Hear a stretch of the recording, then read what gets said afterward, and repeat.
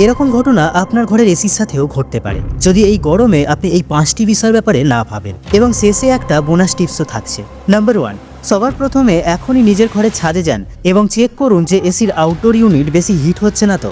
যদি হয় তাহলে এখনই এসি সার্ভিস করান, কারণ কম্প্রেসার ওভারহিটিং এর জন্য এসি ব্লাস্টও হতে পারে। নাম্বার 2, এই ভরা গরমে এরকম সেট আমাজন থেকে অর্ডার করে ব্যবহার করতে পারেন, অথবা আপনি নিজেই এরকম জোগাড় লাগিয়ে এসির আউটডোর ইউনিটকে রোদ্দুরের হাত থেকে বাঁচাতে পারেন। নাম্বার 3, যদি আপনার বাড়িতে গ্রীষ্মকালে ভোল্টেজের আপ ডাউনের সমস্যা থাকে তাহলে আপনি এরকম ভোল্টেজ স্টেবিলাইজার ব্যবহার করতে পারেন। নাম্বার 4, আউটডোর ইউনিটের পাইপে যদি এরকম কালো রঙের গ্রিস দেখতে পান তাহলে বুঝতে হবে যে এসি থেকে গ্যাস লিক করছে, যেটা সার্ভিসের সময় আপনি ঠিক করাতে পারেন এবং গ্যাস রিফিল করাতে পারেন। নাম্বার 5, যদি আপনার এসি থেকে কোনো প্রকার শব্দ বের হতে থাকে অথবা পোড়া পোড়া গন্ধ বের হয় তাহলে এসি টেস্টিং অবশ্যই করান।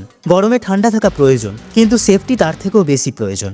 একটা শেয়ার যে কারো জীবন বাঁচাতে পারে, তাই ভিডিওটি নিজের বন্ধু এবং প্রিয়জনদের সাথে অবশ্যই শেয়ার করুন। বোনাস টিপস, এসির নর্মাল টেম্পারেচার অর্থাৎ 24 থেকে 26 ডিগ্রির মধ্যে রাখা উচিত, যাতে এর কম্প্রেসার ওভারহিট হবে না এবং বিদ্যুৎ বিলও কম আসবে।